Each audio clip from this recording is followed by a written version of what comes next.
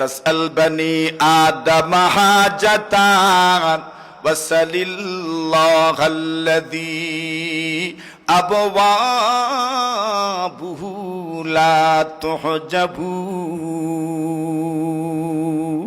আল্লাহু ইয়াগযাবু হিনা তারাকতা সুআলাহু ওয়া বানি আদম হিনা ইউসআলু ইয়াগযাবু। আল্লাহর বান্দা বলেন, এরে বন্ধু আমার, তুমি এই দুনিয়ার কোন মানুষের কাছে তুমি কোনো কিছু চেও না, যা চাওয়ার তুমি এমন রবের কাছে চেও না যার দরজা কোনোদিন বন্ধ হয় না। তুমি কি জানো বন্ধু আমার, আল্লাহ কখন রাগান্বিত হন? আল্লাহু ইয়াগযাবু হিনা তারাকতা সুআলাহু, যখন তুমি আল্লাহর কাছে চাও না সেই সময় মহান আল্লাহ নারাজ হয়ে যান, মহান আল্লাহ রাগান্বিত হয়ে যান। কেন তুমি চাইলে না? কেন তুমি আল্লাহর কাছে আবেদন করলে না? কেন তুমি তোমার রবের কাছে চাইলে না? এই জন্য মহান আল্লাহ রাগান্বিত হয়ে যান। আর মানুষ কখন রাগান্বিত হয়? ওয়া বানি আদম হিনা ইউসআলু ইয়াগযাবু, মানুষের মতি গতি গুলো, মানুষের কাছে আপনি যত চাইবেন মানুষ তত বেশি রাগান্বিত হয়ে যায়, ঠিক কিনা? এজন্য বলছেন তোমার রব তোমার দোয়া কবুল করে নেবেন যদি কি হালাল হয়। জোরে বলেন, খাদ্য যদি কি হয়? হালাল হয়। আচ্ছা আসেন হাদিসের এর পরের অংশ নবীজি বলেন, ওয়া ইন্নাল আবদা লা ইয়াকযিফুল লুকমাতাল হারাম ফি জাওফিহি মা ইউতাকাব্বালু মিনহু আমালু 40 ইয়াওমা। নবীজি বলেন, সাহাবীরা আমার, কোন মানুষ যদি তার পেটের ভিতরে এক লুকমা হারাম খাদ্য ঢুকায় দিতে পারে, কোন মানুষ যদি তার মনের অজান্তে, কোন মানুষ যদি সজ্ঞানে পেটের ভিতরে এক লুকমা হারাম ঢুকায়, নবীজি বলেন মা ইউতাকাব্বালু মিনহু আমালু 40 ইয়াওমা। নবীজি বলেন ওই মানুষের 40 দিন পর্যন্ত তার কোনো আমল মহান আল্লাহর দরবারে কবুল হয় না। কতদিন? কয় লুকমা? কয় লুকমা? আপনি শুধু একটা টাকা দ্বারা হারাম টাকা দিয়ে মাছ কিনে নিলেন, ওই মাছের একটা টুকরা আপনি খাইলেন, রমজানের 3-4 দিন আগে আপনার পেটের ভিতরে হারাম ঢুকে গেল। রাসূল বলছেন 40 দিন পর্যন্ত কোন আমল আল্লাহর দরবারে কবুল হয় না। এর মানে হলো রমজানের রোজা, রাতের তারাবি, ইফতার এবং সাহরি কোনটাই যেন রবের দরবারে কবুল হয় নাই, ঠিক কিনা? এরপরে নবীজি বলেন ওয়া ইন্নাল আবদা লা ইয়াকযিফুল লুকমাতাল হারাম ফি জাওফিহি মা ইউতাকাব্বালু মিনহু আমালু 40 ইয়াওমা। এরপর নবী বলেন ওয়া আইয়ুমা আমরিইন নাবাতা লাহমুহু বিসসুহতি আবির রিবা ফান্নারু আউলা বি। নবীজি বলেন কোন মানুষের শরীরের গোশত যদি হারামের মাধ্যমে বাড়ে, কোন মানুষের শরীরের গোশত যদি সুদের মাধ্যমে বাড়ে, নবীজি বলেন এরে বন্ধু আমার, ও বাবা আমার, আল্লাহর হাবিব বলেন ফান্নারু আউলা বিহি, ওই মানুষের জন্য কিয়ামতের কঠিন ময়দানে তার শরীরের জন্য জাহান্নামের আগুন বেশি উপযোগী। নাউজুবিল্লাহ, মানে সে জাহান্নামের আগুনে জ্বলবে। এখন বলেন তাহলে এর দ্বারা তো বোঝা গেল যদি কেউ হালাল খায়, হালাল রিজিক অন্বেষণ করে, তবে তার স্থান হওয়া দরকার জান্নাত। জোরে বলেন ঠিক কিনা? আচ্ছা আসেন জান্নাতে যাওয়ার আগে কি আছে সেই কথাটা আগে বলা যাক।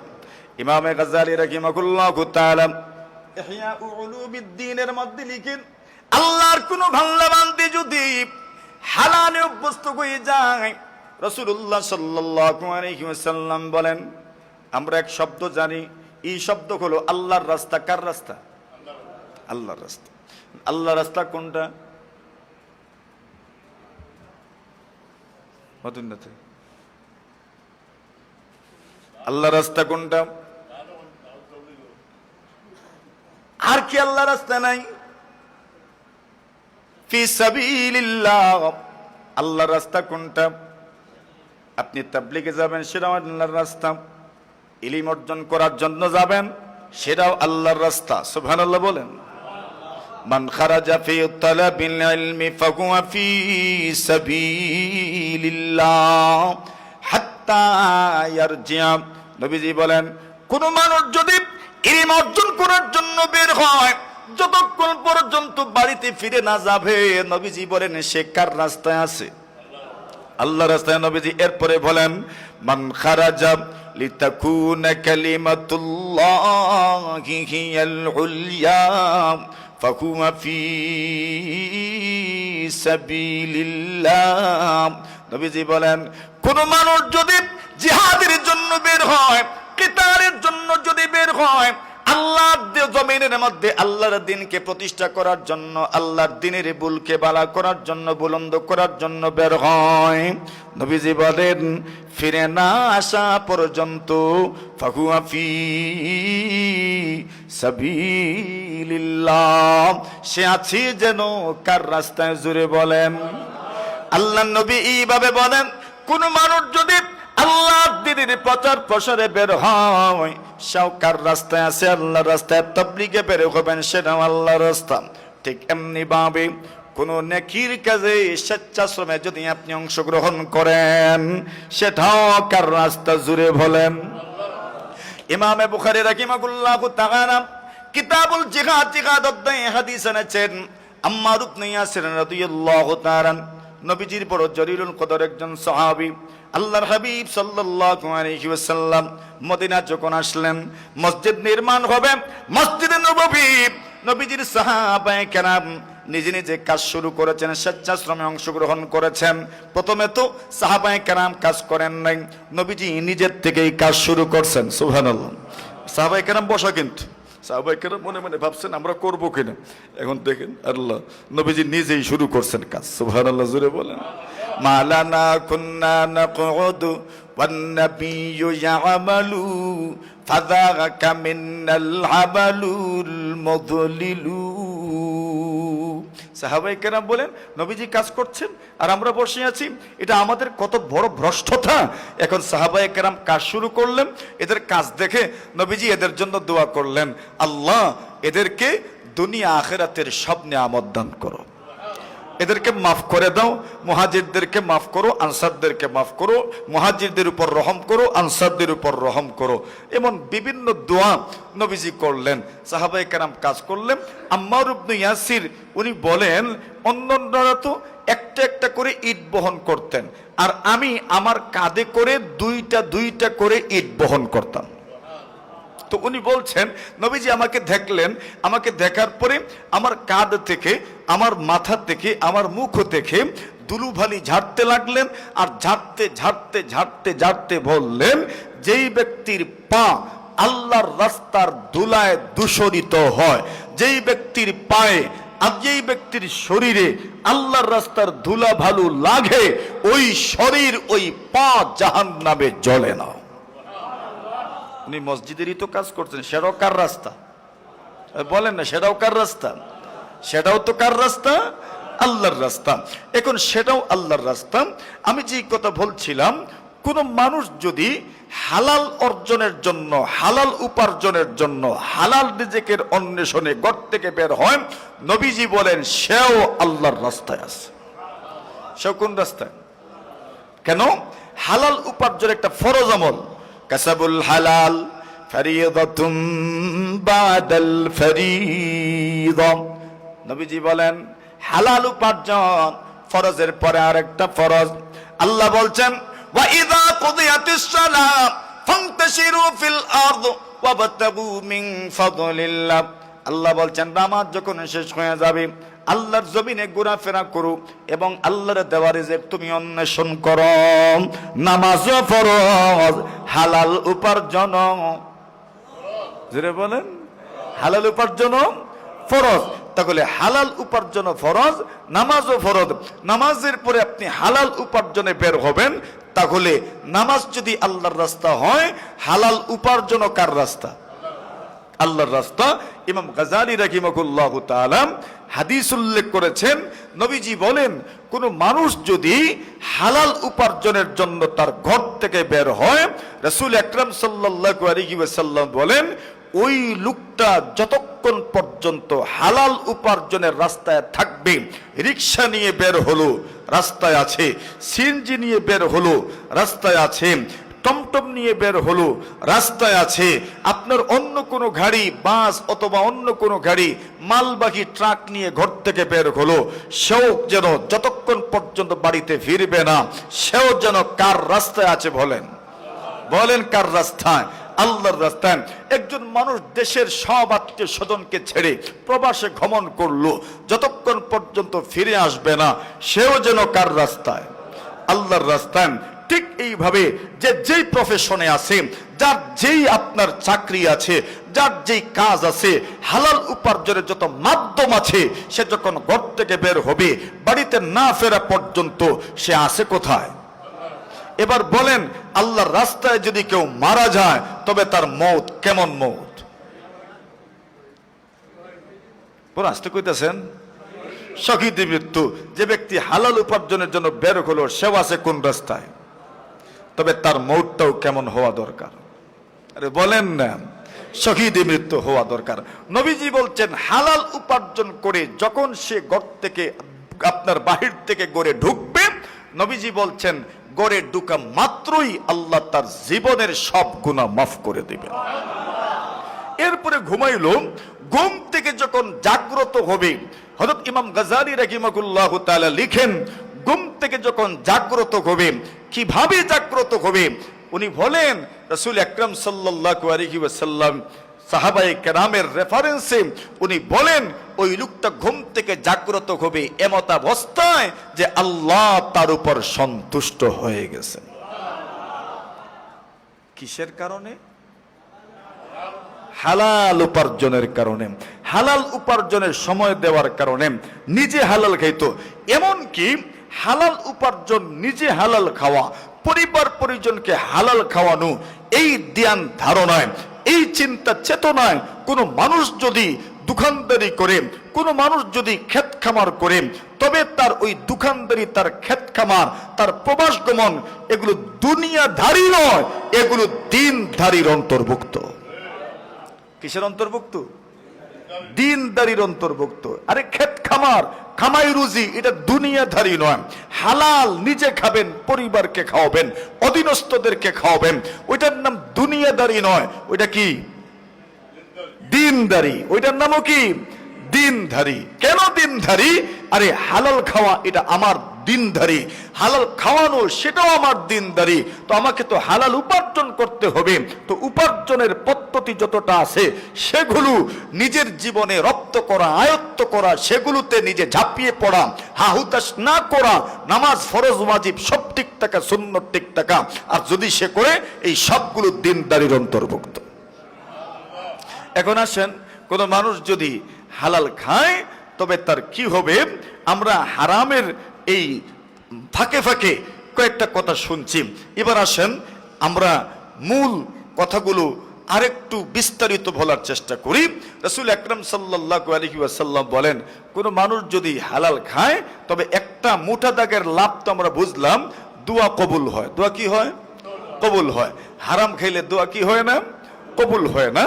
এবার মোটা দাগের আরেকটা লাভ হলো, রাসূলুল্লাহ এক হাদিস শরীফের মধ্যে বলেন, মান আকালাল হালাল 40 ইয়াওমা নওয়ারাল্লাহু ওয়াজহা নওয়ারাল্লাহু কলবা ওয়া আজরা ইয়ানাবিআল হিকমাতি মিন কলবিহি আলা লিসানি।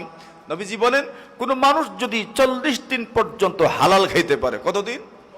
40 দিন পর্যন্ত যদি হালাল খেতে পারে, নবীজি বলেন, তবে তার প্রথম লাভটা হলো নওয়ারাল্লাহু কলবাম, আল্লাহ তার অন্তরটাকে আলোকিত করে দিবেন। অন্তর কি হবে? এখন অন্তর যদি আলোকিত হয়, তো লাগে কি? বলেন, আর তো কিছুই লাগে না। মানুষ বলে না, এর দিল বড় বড় দিল বলেনি, আর কোন মানুষের ব্যাপারে বলে এর দিল কি মতন না। তো দুনিয়াতে যা প্রকাশ পায় মানুষের মাধ্যমে সবগুলোর নিয়ন্ত্রক শক্তি কই? দিল, কলব। নবীজি নিজেই বলছেন, আলা ওয়া ইন্না ফিল জাসাদি লামুদগাম ইযা সালুহাত সালুহাল জাসাদু কুল্লু ওয়া ইযা ফাসাদাত ফাসাদাল জাসাদু কুল্লু আলা ওয়া হিয়াল কলব। এটা কলব, আর কলবের উপরেই সবকিছুর ভিত্তি। ইয়ামানওয়ালা নবীজির কাছে আসছিলেন, নবীজি দূর থেকে দেখলেন ইয়ামানওয়ালা আসছেন, তাদের গুণ বর্ণনা করলেন। হুম আলিয়ানু কুলুবান ওয়া আরাক্কু আফইদাতান। নবীজি বলেন এই মানুষগুলোর দিল নরম, শুধু দিল নরম নয়, দিলের উপরে যে পর্দা আছে সেই পর্দাটাও নরম। শুধু দিল নরম না, দিলের উপর যে পর্দা আছে পর্দাও কিতা। হুম আলিয়ানু কুলুবান ওয়া আরাক্কু আফইদাতান। তো দিল এমন এক জিনিস যেটা সবকিছুকে নিয়ন্ত্রণ করে, সবকিছুর নিয়ন্ত্রক শক্তি হচ্ছে দিল। আপনার বাজারে গেলেন, কোনো কাজ নাই, একজন জিজ্ঞাসা করলো কিতাল লাগিয়েছো, বলে মনে কইছে। কেডা কইছে? তো বাজারে যে গেছেন কিতাল লাগিয়ে গেছেন, মনে কইছে।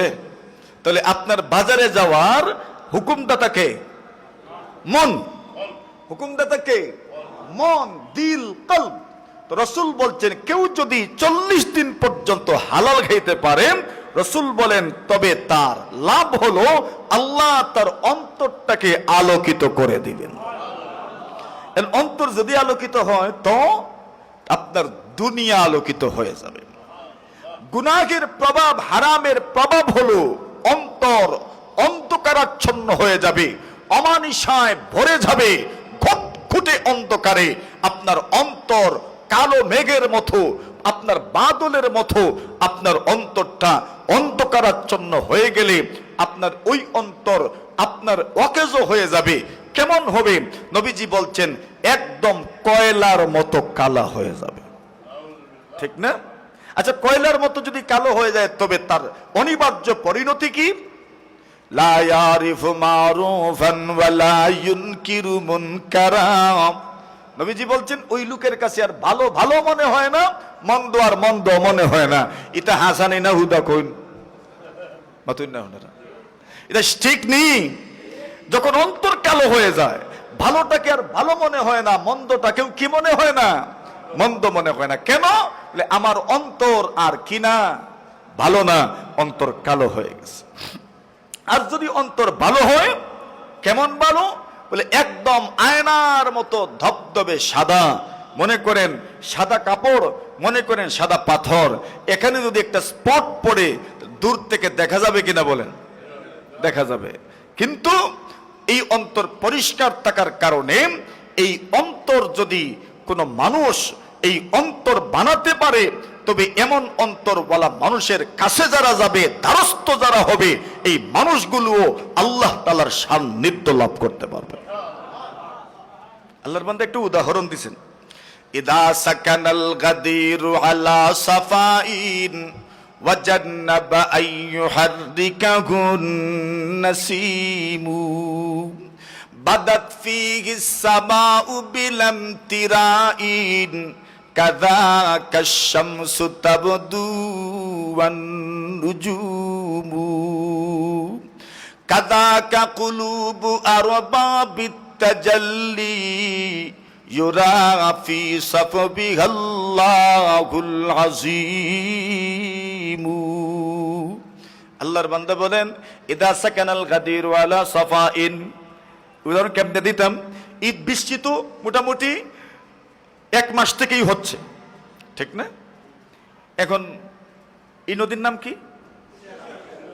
এদিকেই তো, এদিকেই নেই। আচ্ছা, এদিকে নদী, কুশিয়ারা নদী। এখন তো মনে করেন বৃষ্টির পানি নদীতে পড়ে, পানি ঘোলা, ঠিক না? পানি পন না, পরিষ্কার না। আল্লাহর বান্দা বলছেন ইদা সাকানাল গাদিরু আলা সাফাইন, যখন সাগর, নদী, খাল, বিল অথবা পুকুর, যে কোনো উদাহরণ নিয়ে নেন আপনি, যখন একদম শান্ত থাকবে, ওয়া জান্নাবা আইয়ুহাররিকাহুন নাসিম, কোন দিকের বাতাস নদীর পানিকে, খালের পানিকে, বিলের পানিকে, পুকুরের পানিকে নড়াছড়া দিবে না, নাড়াবে না, মানে স্থির থাকবে। আর পানি থাকবে পরিষ্কার পন, একদম ফাল্গুন মাসের পানির মতো, একদম মাঘ মাসের পানির মতো, পৌষ মাসের পানির মতো। পানিও স্থির, কোনো স্রোত নাই, আর একদম পরিষ্কার পানি। ওই সময় আপনি যদি নদীর পাড়ে দাঁড়ান, তবে নদীর পাড়ে দাঁড়ালে ওই পানিতে আপনি কি দেখবেন? আপনি দেখবেন কি? আপনি আপনার ছবি দেখবেন। শুধু কি আপনারই ছবি দেখবেন, নাকি আসমানও দেখা যায়? হ্যাঁ, আসমানও দেখা যায়। শুধু আসমানই দেখা যায় নাকি সূর্যও দেখা যায়? শুধু সূর্য না, চন্দ্রও দেখা যায়, তারকাও দেখা যায়। আচ্ছা, সূর্য কি কুশিয়ারার মতোই না আরো বড়? মোটামুটি কিছু বড় না, অনেক। আচ্ছা, আসমান কুশিয়ারার থেকে কত বড়? আচ্ছা, বাদ দিন কুশিয়ারা, আপনার পুকুর, আপনার যে পুকুরটা আছে 1 কিয়ারের, অথবা আধা কিয়ারের কিয়ার বলেনি আপনাদের দিকে, আধা কিয়ারের পুকুর, 1 কিয়ারের পুকুর, ওই পুকুরেও আপনি আসমান দেখবেন, সূর্য দেখবেন। আচ্ছা, এতটুকু একটা পুকুর, এতটুকু একটা নদী, এতটুকু একটা খাল, সেখানে আসমান দেখা যায়, সেখানে সূর্য দেখা যায়, সেখানে চন্দ্র দেখা যায়, সেখানে এক একটা গ্রহ নক্ষত্র পৃথিবীর চেয়ে অনেক অনেক অনেক গুণ বড় যেই গ্রহ নক্ষত্র, সেগুলো দেখা যায়। আল্লাহর বান্দা বলছেন, কাদাকা কুলুবু আরবাবিত তাজাল্লি, নেককার মানুষের দিল, আল্লাহর ওয়ালিদের দিল, সুফিদের দিল, পীর বুজুর্গদের দিল এমন হয়, এই দিলে যদি আপনি উকি দিতে পারেন, তবে সেই দিলের মাধ্যমে আপনি আল্লাহ দেখতে পারবেন। তো রাসূল বলছেন, কোন মানুষ যদি 40 দিন পর্যন্ত হালাল খায়, মান আকালাল হালালা 40 ইয়াওমা, 40 দিন পর্যন্ত কেউ যদি হালাল খায়, নবীজি বলছেন, নব্বারাল্লাহু কলবা, আল্লাহ তার অন্তরকে আলোকিত করে দেন, আলোকিত হয়ে যায়। তবে আল্লাহ পর্যন্ত আপনি পৌঁছে যেতে পারেন। শুধু আল্লাহ পর্যন্ত পৌঁছবেন যে এমন না। আল্লাহর বান্দা বলে, সালহাতু সঙ্গে বুদি দিল খারাশ, সালহাতু সঙ্গে বুদি দিল খারাশ, আজমোরা এক জমানে খাকে বাস, আজমোরা এক জমানে খাকে বাস, در بغارا کے شبد سر سبز سان، در بغارا کے شبد سر سبز سان، خاک شوتا গুলবরুয়ে দে রঙ রঙ, খাক শোতা গুলবরুয়ে দে রঙ রঙ। আল্লাহর বান্দা বলে, কি হয়ে গেল? কতদিন থেকে বৃষ্টি হয়, কিন্তু আমার জমিনে তো কিছু ফলে না। আল্লাহর বান্দা বলে, ফলবে কেমনে? তোমার জমিনে তো মাটির পরিবর্তে পাথর রাখা। এখন পাথুরে জমিন যদি হয়, সেই জমিনে পুরো বছর যদি বৃষ্টি দেয়, কিছু ফলবে তো? কেন? পাথরে কি কিছু ফলে? আল্লাহর বান্দা বলে, আজ মোরা এক জামানে খাকে ভার, পাথর থেকে তো তুমি এতদিন পর্যন্ত বুঝে নিলে, এবার একটু সময়ের জন্য মাটি হয় না, দেখো না মাটি হলে কি হয়। আল্লাহর বান্দা বলে, খেরে কি হলো? এতদিন থেকে বৃষ্টি হয়, আমার জমিনে তো কিছু ফলে না।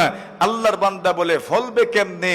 খাক সুতা গুলবরু ওয়েদ রঙ রঙ, মাটি হয়ে যাও, মাটি হয়ে যাও, বৈরাগী বাজারের মাটির মতো হয়ে যাও, তুমি গড়বন্দের মাটির মতো হয়ে যাও, সালেশ্বর কোন সালেশ্বরের মাটির মতো হয়ে যাও, দাউদপুরের মাটির মতো হয়ে যাও, বিভিন্ন এলাকার মাটির মতো তুমি হয়ে যাও। খাক সুতার গুলবরু ওয়েদ রঙ রঙ, এক জাতের ফল নয়, এক জাতের ফসল নয়, বিভিন্ন রঙের, বিভিন্ন রূপের, বিভিন্ন কিসিমের, বিভিন্ন রকমের, বিভিন্ন ধরনের ফল ফসল তোমার থেকে উৎপাদিত হবে। ঠিক এমনি ভাবে যদি তোমার দিল মাটির মতো হয়ে যায়, তবে তোমার দিল থেকে, তবে তোমার দিলের মাধ্যমে, তবে তুমি এই দিলের অধিকারী মানুষের মাধ্যমে সমাজের মানুষ সর্বদিক থেকে উপকৃত হবে, সব লাইনে উপকৃত হবে, সব গুণ আল্লাহ তোমার থেকে প্রকাশ করবেন। সমাজের সব শ্রেণী পেশার মানুষ তোমার মাধ্যমে উপকৃত হবে। কেন? তোমার দিল পাথর নয়, তোমার দিল হইল, জোরে বলেন, তোমার দিল কিসের? মাটির দিল। মাটির দিল বলো তো। রাসূল বলছেন, যদি কেউ হালাল খাইতে পারে কতদিন? 40 দিন। তবে তার ফায়দা কি? কি আলোকিত হবে? দিল আলোকিত হবে, মন আলোকিত হবে, অন্তর আলোকিত হবে। এরপরে বলছেন ওয়া আজরা ইয়ানাবিয়াল হিকমাতি মিন কলবিহি আলা লিসানি। নবীজি বলেন কোন মানুষ যদি 40 দিন পর্যন্ত হালাল খেতে পারে, আল্লাহর হাবিব বলেন অন্তরটা যেমন আলোকিত হবে। ওয়া আজরা ইয়ানাবিয়াল হিকমাতি মিন কলবিহি আলা লিসানি। নবীজি বলেন অন্তর আলোকিত, এই অন্তরওয়ালা মানুষের মুখ থেকে এমন এমন কথা বের হবে যে কথার মাধ্যমে সমাজের মানুষ উপকৃত হবে, কোন মানুষ তার মনে কষ্ট পাবে না, ঠিক কিনা? নবীজি বললেন অন্তর যদি আলোকিত হয়, তোমার জবান থেকে আল্লাহ ইলম মারিফত জ্ঞান বিজ্ঞানের কথা আল্লাহ আপনার জবান থেকে একদম ঝর্ণার মতো প্রবাহিত হবে। যখনই বলবেন, যখনই মুখ খুলবেন, তখন ভালো কথাই বের হবে। কিছু মানুষ তো এমন মুখ খুললেই জাজালাই লায় মতন না, আপনারা ঠিক নেই। আল্লাহর বান্দা এই জন্য বলছেন ইহফাজ লিসানাকা আইয়ুহাল ইনসান লা ইয়ালদাগান্নাকা ইন্নাহু সুবান কাম ফিল মাকাবিরি মিন কাতিলি লিসানিহি কাম ফিল মাকাবিরি মিন কাতিলি লিসানিহি কানাত তাখাফু লিকাআহুল আকরান। আল্লাহর বান্দা বলি দুনিয়াতে কত মানুষ এমন আছে কবরে চলে গেছে, কিন্তু জীবিত থাকতে এদের কাছে কেউ যেত না। কেন যেত না? শুধু জবানের ভয়ে, ঠিক না বে ঠিক? তো বলছেন তোমার দিলটা নরম হোক। দিল নরম হবে কখন? হালাল যখন খাবেন দিল নরম হবে। আচ্ছা আসেন, এখন দিল যে আলোকিত হয়, এই আলোকিত দিলের মাধ্যমে আল্লাহ তাআলা আপনার মাধ্যমে জ্ঞান বিজ্ঞানকে খুলে দিবেন। ছোট্ট ঘটনা আপনারা অনেকবার শুনেছেন, সেই ছোট্ট ঘটনাটা আমি